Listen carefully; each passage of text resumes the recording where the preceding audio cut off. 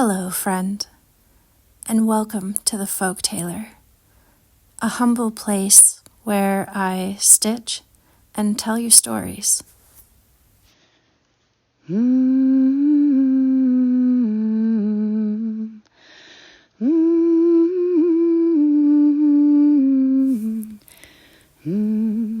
Short winter tales for long winter nights, Crone edition, in which we meet 13 holy hags from European folklore traditions.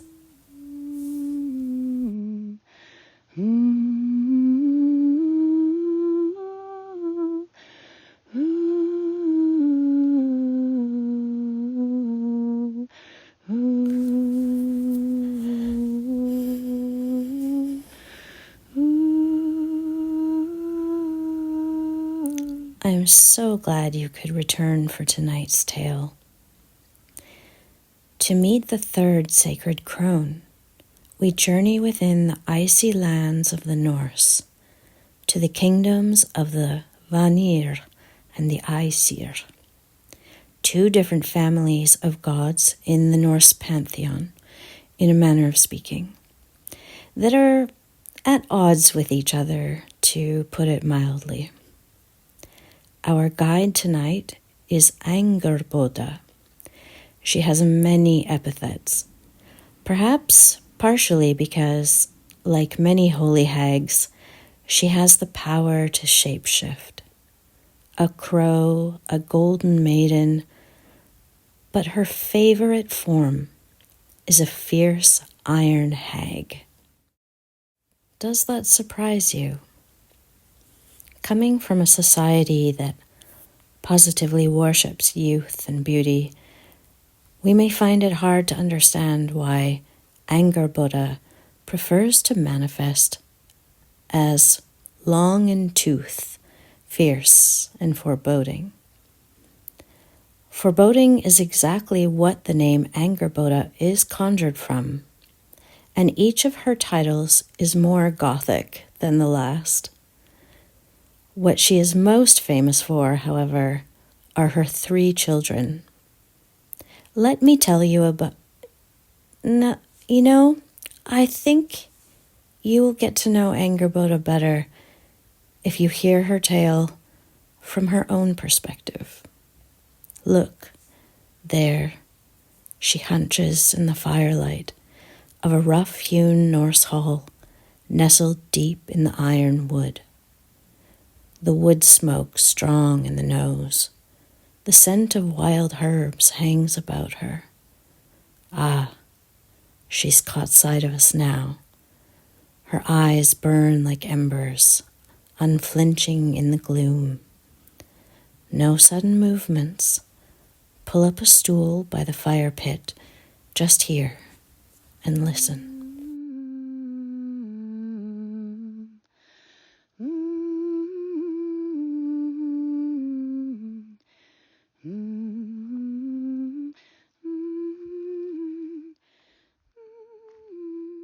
They call me Angrboda.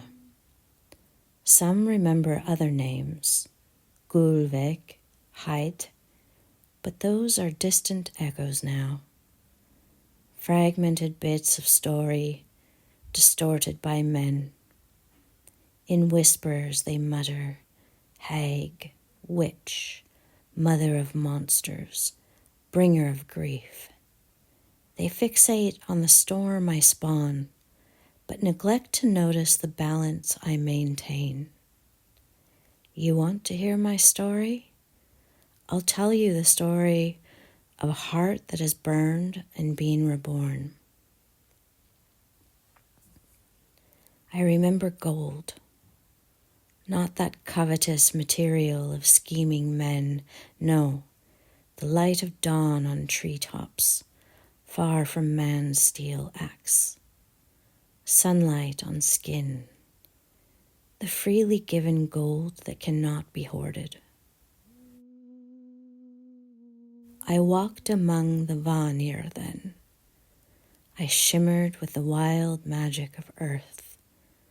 Gulveg they called me then, power of gold, and I shone with it. But the Aesir, with their hoards of glittery trinkets, saw only what they did not possess. They saw not my power, but their own insatiable desire. I went to them on behalf of the Vanir. They claim that gold was my motive, but it was the wealth of understanding I sought. Compassion, collaboration. I told them of the earth's riches, of the magic in all things great and small, but they heard what they wanted to hear, a threat, a challenge to their reign, cast at their feet by a sorceress.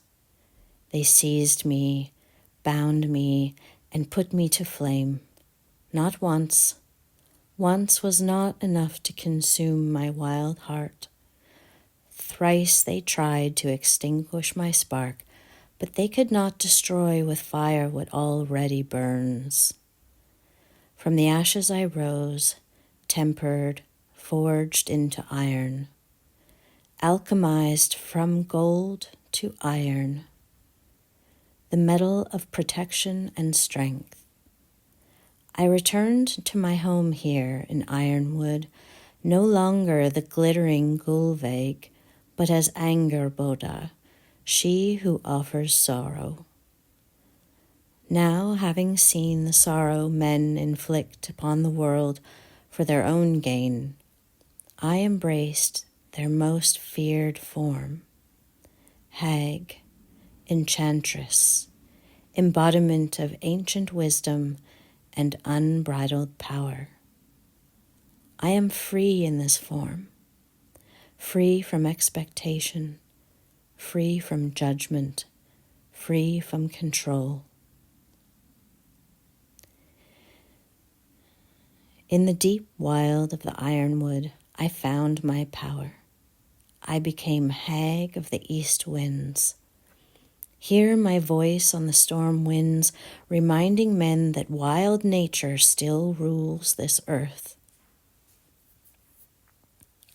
I became mother of wolves, beautiful creatures who, like witches, embody the raw power of nature, the balance of life and death, and who, like the witches, are maligned for what they represent to men who kill what they cannot control. And my children, born of Loki, Hel, goddess of death, Jormungandr, the Midgard serpent, and Fenrir, the powerful wolf, are the most misunderstood. The stories claim they are agents of destruction, but my children embody forces of change, critical to the cycle of existence. They are shadows that give shape to the light. The gods will have you believe that Ragnarok is naught but utter destruction. Look at it from my perspective. I see a vital ending, clearing the old to make room for the new. My children are but parts of the whole, as we all are in life's rich tapestry. The twilight of the gods is not a tragedy, it is a transformation.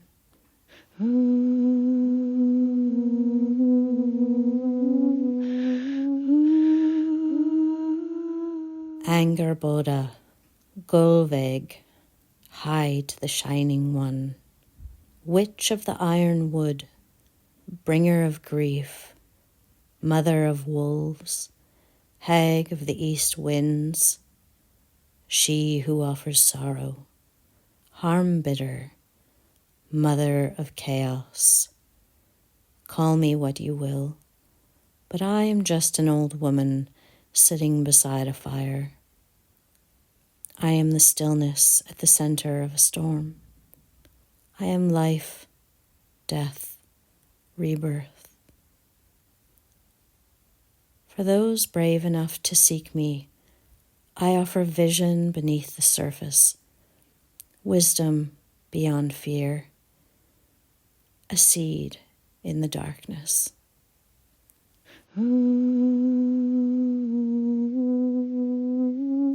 Thank you so much for coming by tonight. I'd love to know, have you met Angrboda before? And if you have, did this change your perspective of her in some way? Let me know in the comments. I'd love to hear about it. We'll see you next time on The Folk Tailor.